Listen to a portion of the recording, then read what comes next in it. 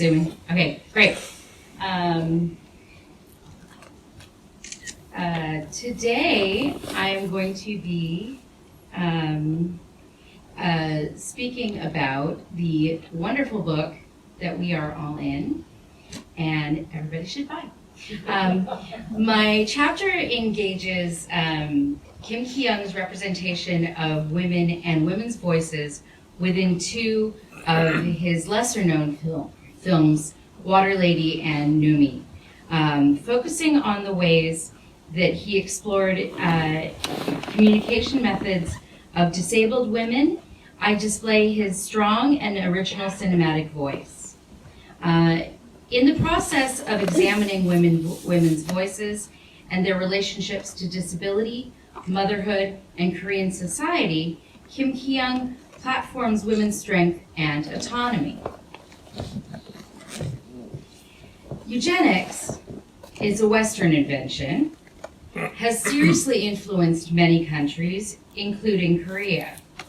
The idea of physical deviance, or a deviant body, versus bodily normalcy is a false notion. It's created by systems of oppression, privilege, and incorrect scientific methodologies. This should be considered very strongly as we analyze these films. For these films, we should also very strongly consider what is meant by voice. I will be using the critical disability theory definition of this, which is any means, traditional or non-traditional, able or disabled, that a person uses to communicate. In this way, we may examine concepts of communication in a much more rich capacity. I also would like to look at, call attention to another discourse within critical disability theory that plays a strong role in the way that Kim Ki-young works within these characters. There is a kind of looked atness that disabled women face on a daily basis. It exceeds the kind of objectification that Laura Mulvey has written about for able women and goes directly to seeing disabled women as spectacle. As Rosemary Garland Thompson has written, the look is transmuted from objectified leering to freak show-esque gawking or staring. Kim Ki-young makes this a significant aspect of these films, but he adds something else: the listen. Water Lady tells the story of a man and a woman who get married based almost solely on the premise that they are both disabled. Jin-suk has just returned from Vietnam with a debilitating leg injury. Suok is a woman with a severe stutter, considered to be unmarriageable. Within what is academically acknowledged as the disability hierarchy, Jin-suk does not see himself as disabled. His disability was acquired. Suok has always stuttered, so he sees her as inferior, in fact. He resents this pairing, so when the marriage is brokered, he grumbles, "A disabled for a disabled." Water Lady was released in the year 1979, the same year as the Korean government began to mark disabled women for practices such as involuntary sterilization. This was not the first appearance of this issue in disabled women's lives. The first time was in 1964. It was the National Eugenics Bill, and it was the first political ruling to try to control reproductive rights of disabled women and mothers. The bill failed. However, what didn't fail was the Mother and Child Bill from 1973. That one passed, and it allowed and actually promoted involuntary sterilization if the mother was found to have a disability causing illness that could be genetically transferred. The article of the bill allowing women's sterilization was not removed until 1999.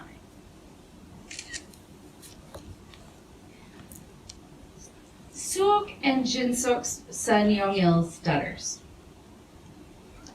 They see this as a failing of motherhood, insisting on sending Yong-il to Seoul to a special school to fix or cure his disability. Suok is desolate. She does not believe that Yong-il needs to go. She rejects the idea that a position of stuttering, disability, or illness is wrong, while one of stable speech, able, healthy, is right. This familial disruption shows Jinsok's rejection of Suok. He ignores her voice as part of the family unit and denies his disabled wife and son as family, emphasizing his total refusal of the disability affecting both of them. Jinsok uses what he considers his superiority to control their family, but Suok uses her disability to fight back, asserting a different kind of familial control, sex and procreation. She bars Jinsok from the marital bed permanently and refuses to talk to him again. This transgressive move allows Suok to discover sexual pleasure and independence on her own terms. She claims her bed and the right to speak or not speak. Kim Ki-young emphasizes this affirmation through a collection of beautiful and erotically charged scenes of Suok away from her husband in the bedroom, shot by Kim Dok-jin. Jinsok, struggling mother? Yeah. Class issues? Sure. But her identity and personality and positionality are not coming from her lived experience as a single working class mother. She is a woman and disabled, not a disabled woman.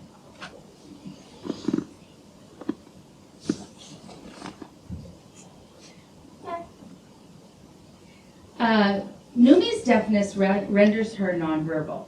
She speaks by writing, tactile finger spelling, on Juntae's hands, which he in turn reads out loud so that we, the audience, can hear what he has said.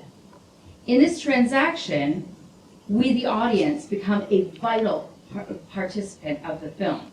The words that we see Numi tracing and hear verbally spoken are being voiced by a figure that represents normativity and dominance, an able-bodied, upper-class man.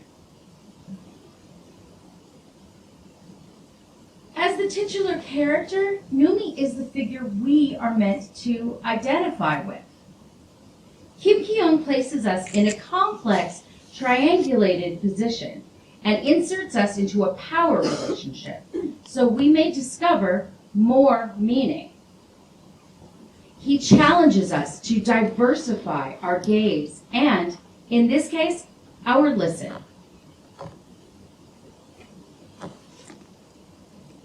The Numi Juntae audience triangulation is Numi's voice. It fulfills general access to her speech. There has to be some kind of method of communication in order for the viewer to hear and hear her. We do have to ask, however, why through Juntae? And more importantly, is he a reliable translator? Several scenes make it clear that Juntae's attitude towards her is indicative of how he views her, as an object, a thing, something to be owned. When he talks to her from other rooms, from behind her, and with his back towards her, not only is it ignorant, it's arrogant. If she reads lips, how are any of these interactions conversations? Kim Ki-young is challenging the audience to evaluate the act of speaking and listening within this film text. Will you question this process of communication?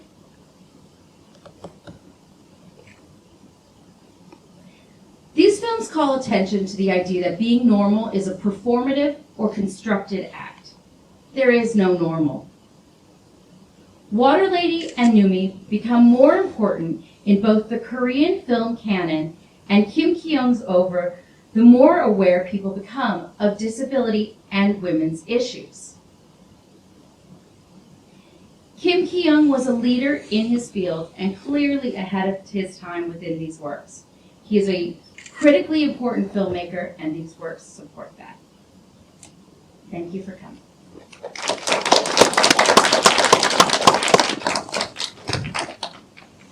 Challenges us to diversify our gaze and, in this case, our listen.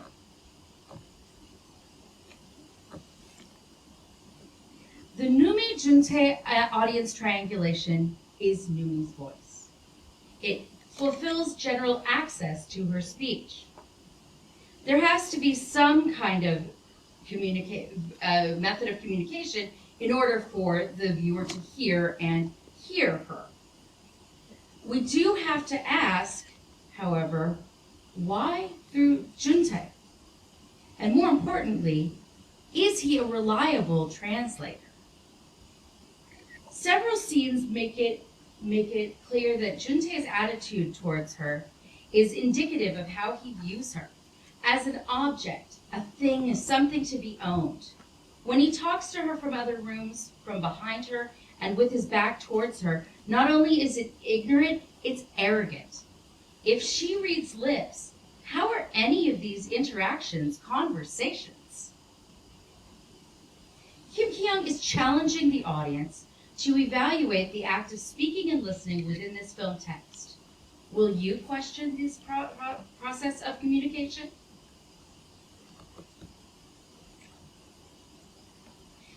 These films call attention to the idea that being normal is a performative or constructed act. There is no normal. Water Lady and Numi become more important in both the Korean film canon and Kim Ki-young's over, the more aware people become of disability and women's issues. Kim Ki-young was a leader in his field and clearly ahead of his time within these works. He is a critically important filmmaker, and these works support that. Thank you for coming.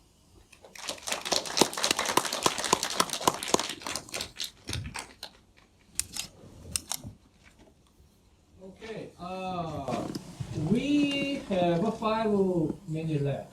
So actually, we have originally we have a 20-minute break, but since we have a 5 minute over, we just have a 15-minute break. So take a break and then come back here, and then Arisha, the last person, will introduce the movie, the Bangyo. The movie Bangyo will begin on 4 p.m. Yeah, 4 p.m. Okay. Okay. Time to break. Okay, you can leave now and then come back in 10 minutes.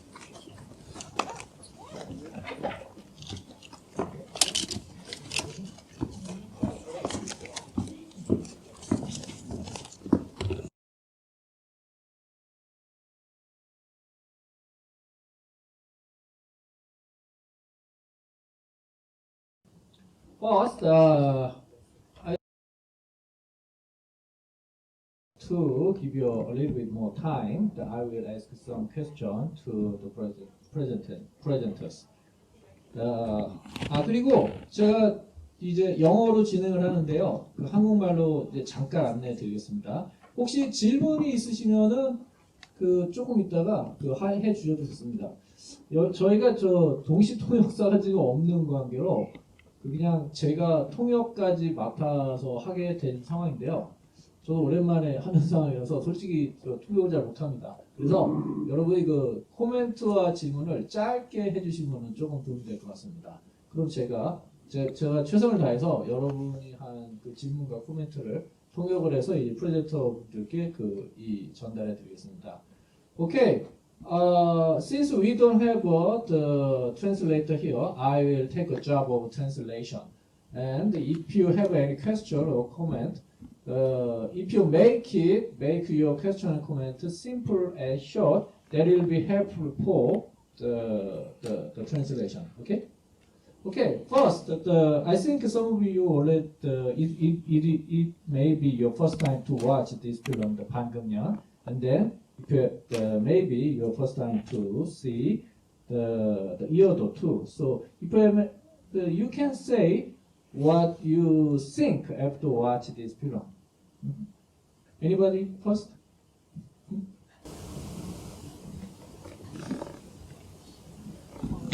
Any comments like about the film?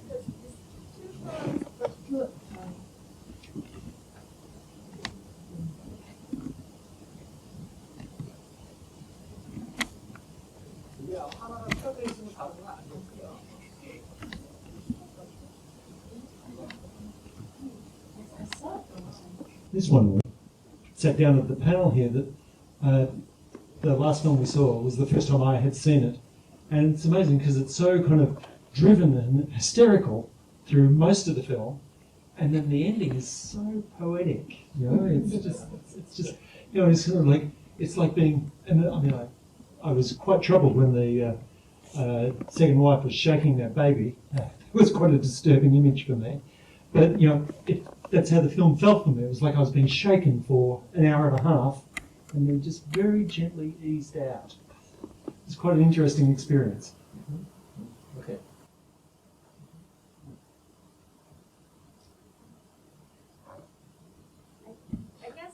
I guess for me, I don't know if you can hear me. I guess for me as someone who's done work repairing films and that kind of work, like, and knowing about it and being able to see it on a big screen, it makes it a lot more real where the cuts are and where the stuff is taken out.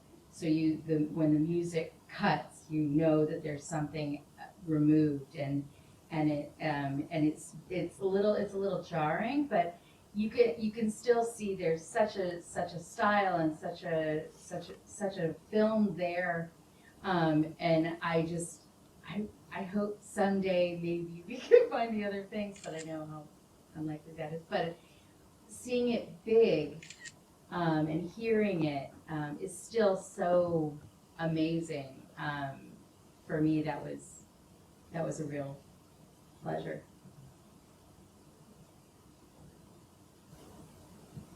Well, I felt like we watched it like almost the first film, I'm a Trog, and the film made in 1970s. So there is a gap, huge gap, like in terms of years. But still, we can. There is like a people who are saying that there is no like a particular like the Kim Byung's works has diversity. But at the same time, but we can still find some similarities from the beginning to the films like produced in the 1970s, and it was really a pleasure to see this today, like three films together that really made me think like how this film has like the singularity of Kim Byung's work has been developed from the early stage and to the like 1970s. So, but the degree of grotesque intensified quite a degree, and we could see clearly in the Hangumyeon and Eo Island.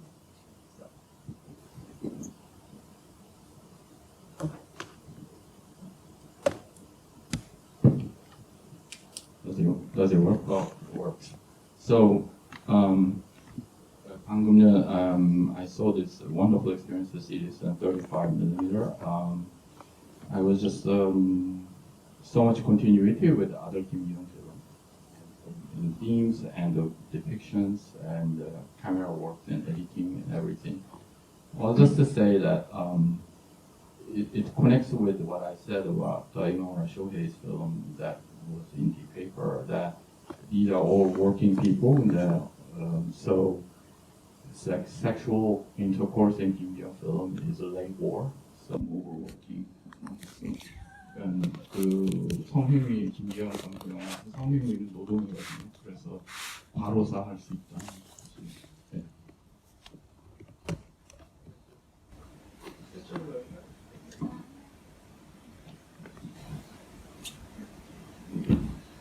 think 방금년 is a film about Juisangs from the psychoanalytical perspective. It's how people could achieve the pleasure above pleasure, named Juisangs. So the last scene is the thing what I said in my presentation about how people get the relationship with the real. So it was quite impressive. The ending shot.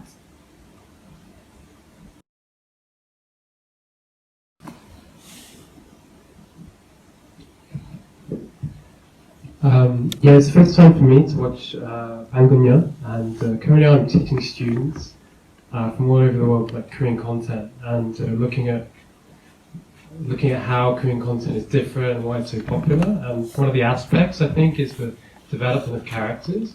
Some would argue they're quite melodramatic, but I think here in this film as well, I was just struck by how dramatic it is, but the development of the characters and how melodrama has played such an integral part in Korean cinema, since right from the colonial period. And I think that's kind of for me, as I was watching this film, that's why it resonates. And it's interesting to kind of for me to kind of watch this film and view it in relation not only to his other films but also Korean content today.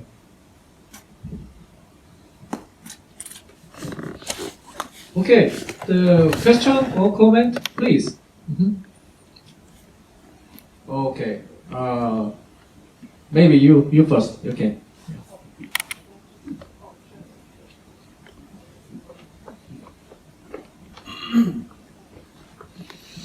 First of all, I wanted to thank all the speakers for your great introduction, and this really put the films in perspective. So I'm still in the process of processing 방금년.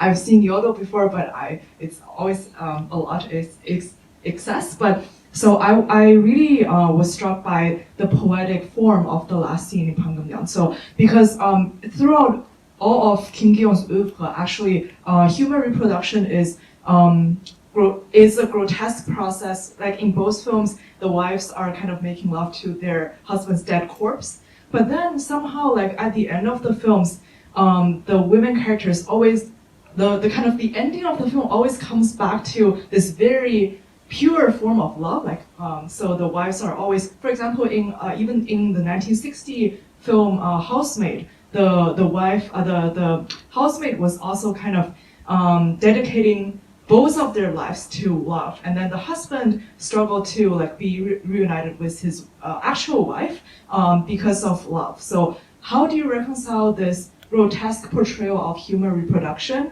and this very purified form of love that always comes at the end of the film? Yeah. How do you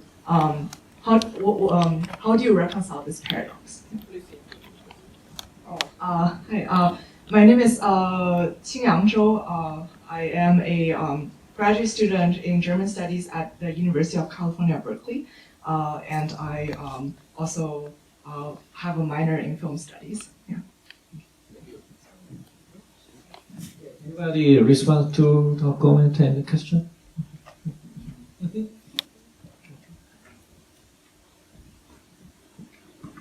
Shall I take a crack at it? So I think it's really interesting if you compare him with the other master filmmakers who also look at human bodies in a very corporeal and clinical ways, and which do not believe in or buy into this type of socially codified romanticism or spirituality. But then again, then I think I'm thinking of filmmakers like David Cronenberg, for example, whose sexual scenes are very, very graphic, but also very corporeal. So, but at the same time, they don't ignore, like, how should I say, like a human quest for meaningfulness in the end. So, the meaningfulness needs to be embodied in a certain way. So, I think it's kind of limited to say that these are biological, we're just biological beings, and then with the hormones and the DNA dictates what we do. I think that is also, I think these filmmakers also find it very limiting.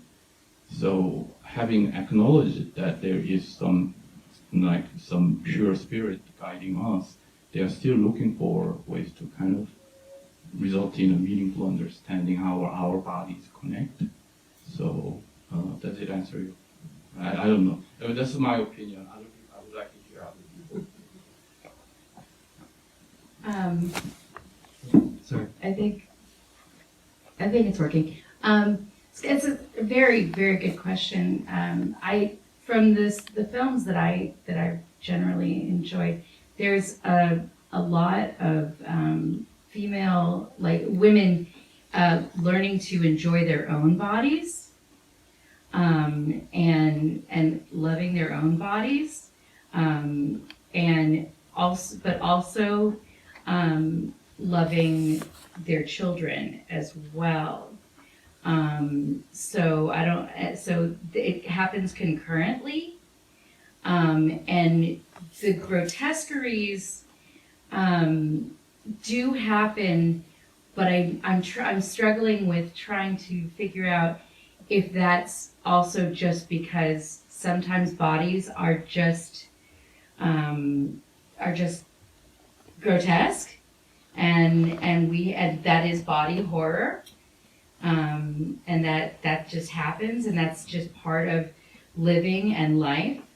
And I think one of the things that I enjoy so much about his work is that it's very real, and it handles things in a very real way. It handles relationships in a very real way. They handle every kind of, even surreal things are kind of a little bit more realistic. And so, you have ghost things happening and the occult, but you still feel like it's grounded in some kind of reality. So I feel like you have bodies doing very weird things that are kind of awful, but bodies do that. But bodies also are very positive. And I feel like there's a lot of that that's balanced. So I don't know if that answers your question, but that's what I see in a lot of his films, especially for the women characters. I see that as a consistent theme. Any other questions? I'd just like to kind of add to that, just want to go ahead towards the next person. I didn't think about it while I was watching the film. It's just kind of in repose and in response to your question. It's like, like the sexual act can be a very aggressive, frenzied kind of thing, and then we get that kind of post-coital kind of bliss that can go on. So, while I would say that Kim Ki-young is not a realist filmmaker, it does kind of, your question has prompted me to think of it in a different way. Okay. So I primarily deal with his early films, especially made during his USIS years. But in terms of this grotesque aspect of his films, I think it's pretty much related to his concern over certain the reality that is beneath the smooth cover of this modern society. I mean, when he was hired by this American propaganda agency, their main trend was very much a fancy and bright propaganda films showing a certain very idealized American way of life and showing certain joys and happiness that was guaranteed by this capitalism and American liberalism. But he was very, I think, convinced to show this bare, grotesque harmed bodies, mutated bodies, like this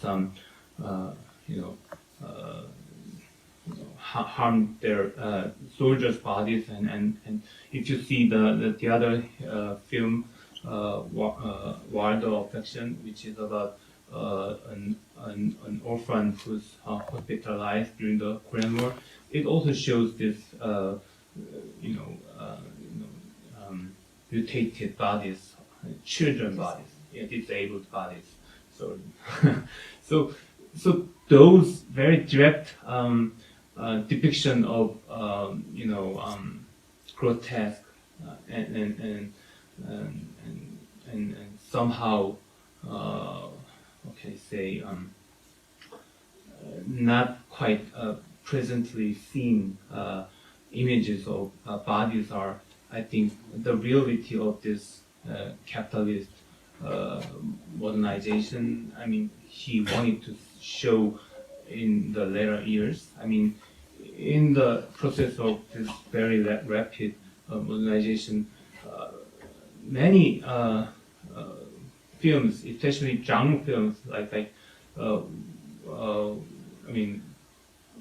the genres like some fantasy films like that probably Bangumyeon would have reference, probably showed very fancy and attractive elements of love and many fantastic images, but he was not very much hesitant to show this kind of very grotesque and somehow weird images.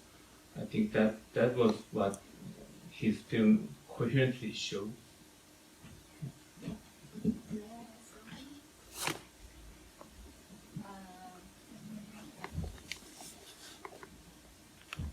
It's been more than 15 years since I speak English, so I'll answer in Korean now.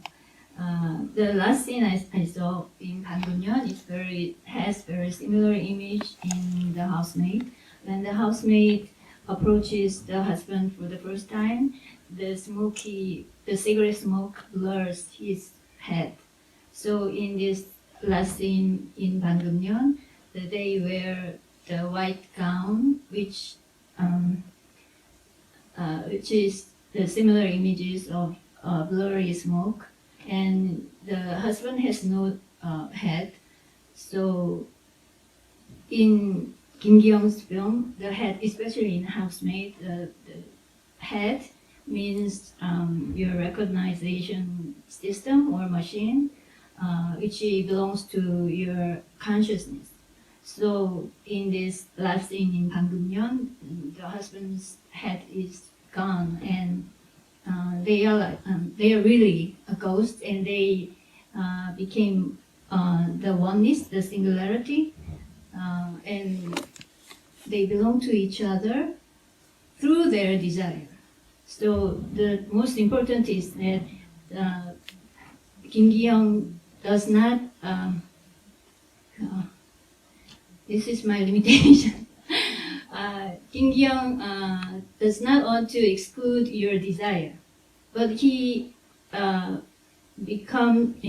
goes through desire to your void, the real aspect. So the housemaid and this Bangumyeon looks very, very different, but the core of the structure or the image system is very similar in some way.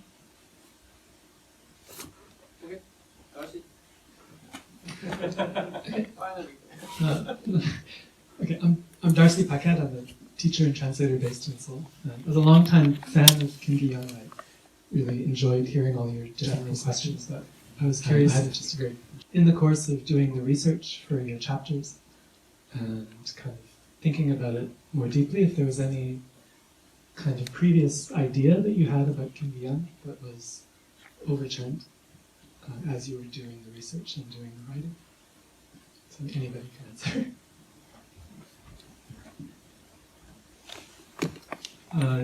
I mean, I came to this project from a different direction. You know, like wasn't a kind of Kim Ki-young scholar or anything like that. I was doing my research on, you know, representations of Japan in South Korean cinema, and then discovered the C-Nose, and I just kind of went on my way.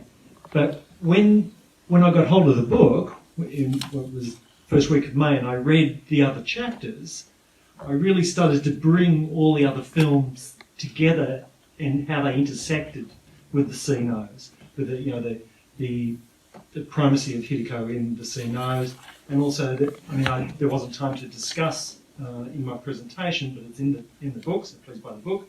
That, you know, the whole kind of fetishistic kind of relationship that they have, where their sexual kind of desire is invigorated by Arun's masochistic fantasies, you know. And I was able, you know, and say I kind of came to this film in isolation, but once I read other people's chapters, I go, oh, okay, these are how these things connect up.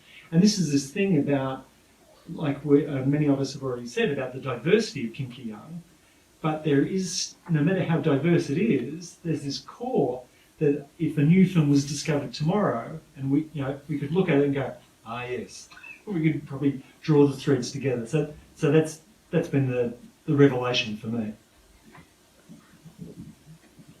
I think my original plan for what I was writing about was just to discuss women's voices, and I was going to have 3 films, and it was different. It was a whole different approach, and then I started watching and rewatching the films, and I looked at it, and I saw a very different like theme of disability and it connected to the voices. And I went, oh, that happens in other films of his as well.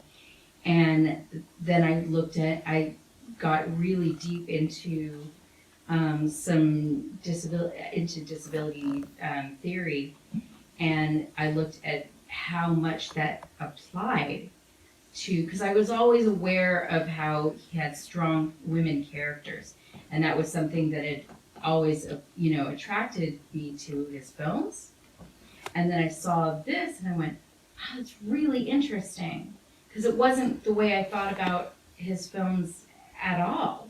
I just was like, oh, these are really incredible films. They're visually stylistic. They're beautiful. They're so, you know, exciting, and they're different, and all these other things. And then all of a sudden there was this, and I went, that's something I've never really looked into. And so it really took me on a different path. So I think if there was anything for me, that really took me on a different way. Yeah, if I add one more thing, after reading, like for example, your chapters and watching I'm a Truck again today, and I suddenly found there is a wounded soldier using, so that was a kind of thing that I didn't really pay attention, right? But whenever we watch this film again and again, I find more and more of this, you know, how body was really a big concern of Kim Ki-young, and I think that part was not really discussed that much in Kim Ki-young's film. And I think it can be extended to more like a social and cultural context. So I think that was a kind of really great part, reviewing Kim Ki-young's work again. So.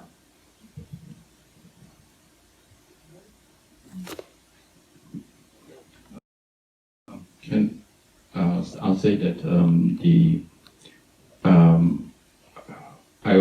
I did not expect that Kim Ki-young's film 고려장 would have such a resonance with the new version of 나래야마 90, because it was made almost 20 years earlier, and but the whole filmography of Imamura Shohei and Kim Ki-young, there is incredible resonance in the way. 조금 한국말로 하자면은 이 두 영화가 그 이마무라 버전하고 고려장이 둘 다 굉장히 역사의식이 투철한 영화라고 저는 생각합니다. 역사의식 투철한 영화는 명량 같은 영화가 아니고 고려장이나 이 마리마 부시코 같은 영화 거기 보고 있는 관객분들이 경험한 역사 그리고 영화를 만든 분들이 경험한 역사 그거를 어떻게 자기 영화에 녹여내느냐 그게 중요한 거거든요. 그게 과거에 벌어지고 있느냐 뭐 고려 시대냐 뭐 그런 게 중요한 게 아니고 그거를 갖다가 짚어주는 영화들이라는 거를 저는 고려장 봐가지고 몰랐어요. 이걸 비교하면서 깨닫게 된 거거든요. 그러니까 저는 솔직하게 그 김기영 영화 같은 영화들은 좀 더 많이 세계의 그런 다른 거장들의 영화와 그 다이얼로그를 하는 그 과정이 굉장히 필요하다고 생각합니다. 그냥 위대한 한국의 작가다 이렇게 하지 마시고 세계적인 작가예요. 그러니까 세계의 다른 영화인들이 다른 영화의 문화권에서 어떻게 했느냐와 끊임없는 이 다이얼로그를 퇴화를 해야 된다고 저는 생각합니다. 또 다른 질문.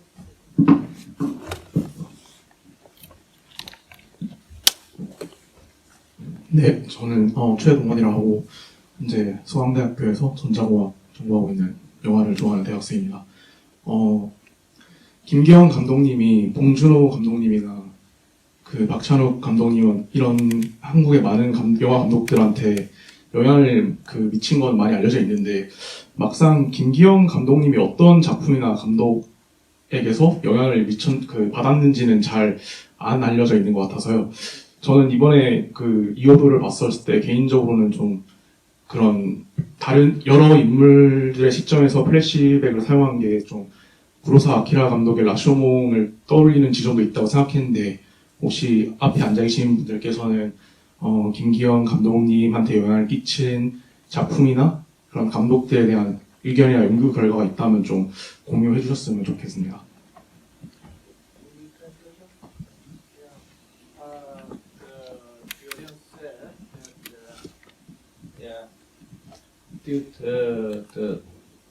The man who asked the question said that he knows that Bong Joon-ho and Park Chan-wook got influenced by Kim Ki-young, and then he want to know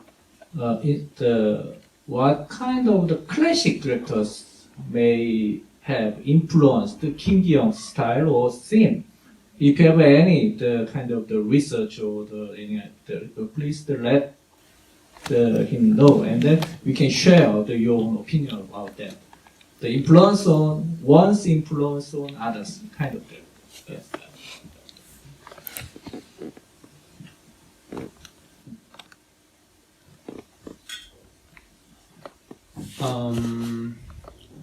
Well, I mean, in terms of classic directors, I honestly I have no idea.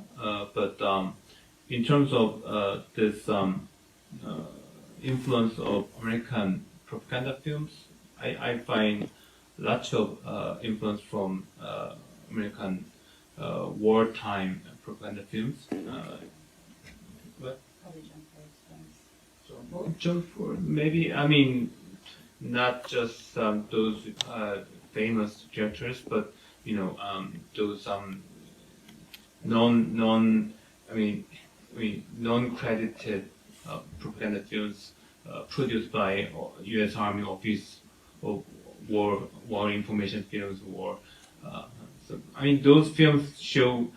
For example, Diary of Three Sailors, 수병의 일기. That was one of his early documentary films, and it also has a kind of a first-person narrative showing the kind of the narrative of this young soldier who's trained in this navy, in Iraq Navy, who happened to get certain very meaningful relationship with American forces, but that was not just, I think, the outcome of American U.S. information service in Korea, but it was very much influenced by wartime American propaganda films showing young soldiers who are in the battlefield or who are trained or who are hospitalized during the war, and they are showing this very similar first-person narratives and very much of this kind of very optimistic and promising narratives. And as I also explained in the introduction of I Am a Truck, yeah, this talking vehicle narratives are very popular. They were very popular in the Second World War period, especially in the United States. And you can compare the film, an autobiography of a Jeep, which is, I think, available online. And that film is very bright and very humorous, and the tone of this voiceover narration by the talking Jeep is very, I think, how can I say, funny and what? Yeah, and very, what can I say? I mean, yeah, very different. But he definitely, I think, referenced this classics of American propaganda films, but he kind of twisted them. John Ford and Howard Hawks did some propaganda films that I was thinking about when I was watching I'm a Truck. So if you go and look at their kind of U.S. propaganda films, but I don't think that they were quite as dark. So if you want to go, what I was thinking of when I was looking at that is some of the film noir work. I would say anything with film noir, B film noir.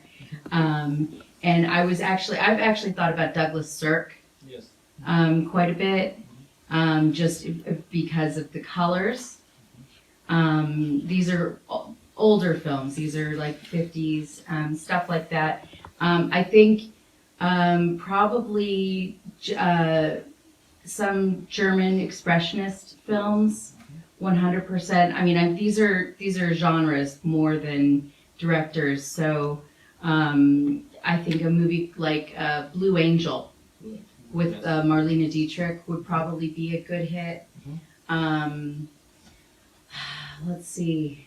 Yeah. But those genres would be probably where you would want to go searching, and those directors. If I add a little bit of the Japan side, I think as Professor Kim Gyu mentioned about these dialogues between these directors, like word directors, but I think the strong impact was from the Japanese directors and Japanese new wave directors. And even though he was in a situation he couldn't actually watch these films, but there was like a smuggling of the magazines, and all the scenario scripts were imported in Korea, and he could read it. So one of the interesting thing when I saw the films of Kim Gi-young, the directing and the whole style is not really filmic in some way.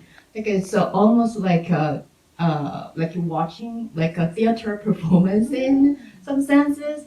And so he's like various experiences, like either in literature, film, and especially the Japanese directors, he was continuously trying to catching up. That actually influenced quite a lot. And so that's something, kind of like an area we should maybe study more, to see the influences, like a mutual influences, rather than saying like he was inspired by someone and he like have offsprings, but it's all dialogue. So I think that's something like a future scholars can do more.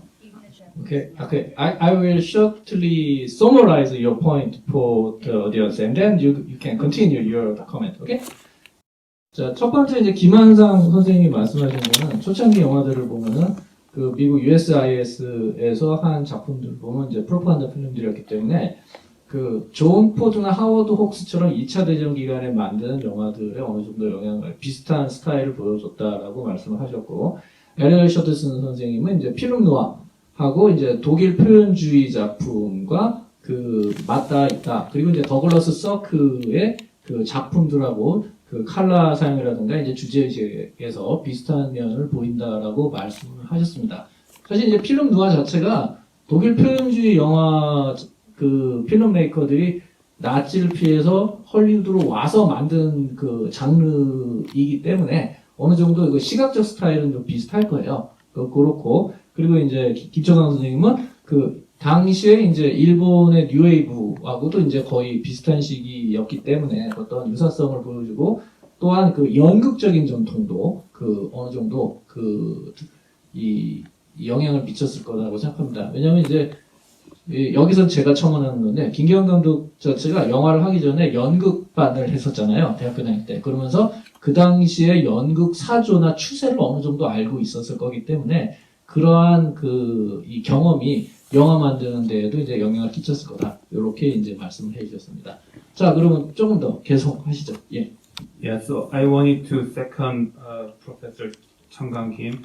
So yeah, I mean, in terms of that we should consider there was this kind of dialogue between this classics and Kim Ki-young, and we should not just see a certain one-sided influence, because I mean Kim Ki-young is pretty much asked by many interviewers about his kind of being influenced by German expressionists. But he once in an interview he kind of refused that. I mean he said that he was not quite influenced by German expressionism, but rather he was like Freudian or something. So it's like, you know, but you can see the influence of German expressionism. But I can say that he wanted to make certain challenge. I think he wanted to make certain twist and make certain different flow. So that was what he wanted to do. So probably if you want to find some influences, I don't want to see some scenes as the kind of a result of certain influence from some very classic director of the West. I think it's something Kim Ki-young kind of struggled to make his own by making certain dialogues, right? Sorry.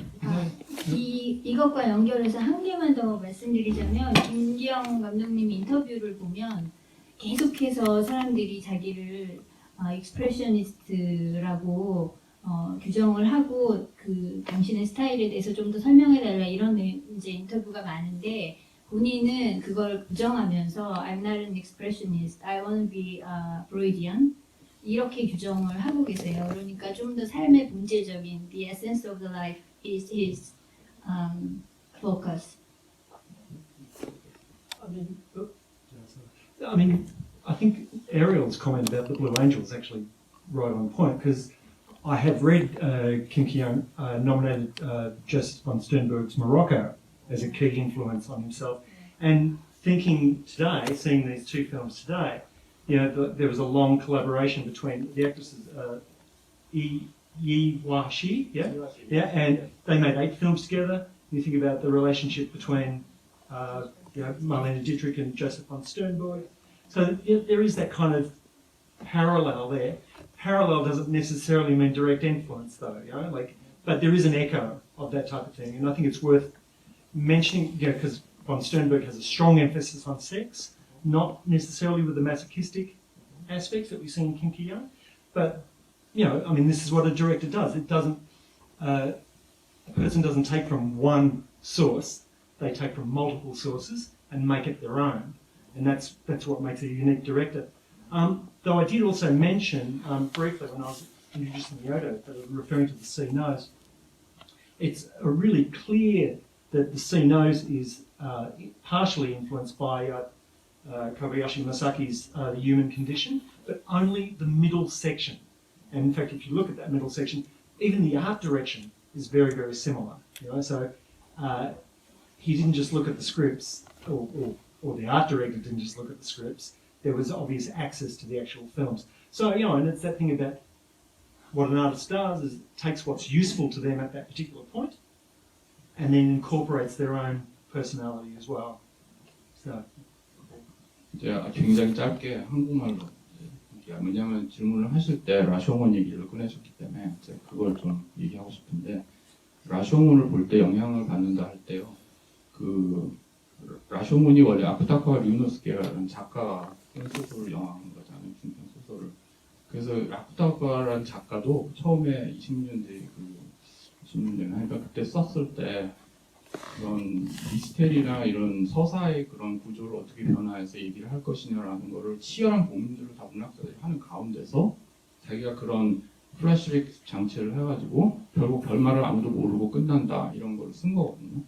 그러니까 프로사와가 그거를 가져왔다는 거는 원래 그런 전통이 벌써 존재하는 상황에서 이걸 가져와서 그 시대극이란 걸로 당시에 일본 시대극이란 거에 정형화된 이미지가 있었어요. 근데 그거를 이분이 그걸 깨기 위해서 그걸 가져온 거잖아요. 그러니까 이어도에서 플래시백 스트럭처도 저는 김기현 감독의 경우는 이러한 전범들을 다 알고 계셨다고 생각해요. 그러니까 라쇼몬을 이분이 보셨다면 아프타카 소설에서 나온 거라는 걸 알고 계셨다고 생각하거든요. 그러니까 그거를 알고서 이거를 보는 거랑 이런 플래시백 스트럭처 처음 보는 거랑 영화 처음 보는 거랑 완전히 다르거든요. 그러니까 저는 아까 말씀드린 게 다 이제 똑같은 얘기인데 김기현 감독님의 그런 어떤 일본 문화에 대한 심도 있는 이해라는 거를 전제에 깔고 이거를 이분의 영화를 보시는 게 좋다. 저는 그렇게 생각합니다. It seems that Steve Choi wants to say something, right? Yeah. Well, we can have more questions.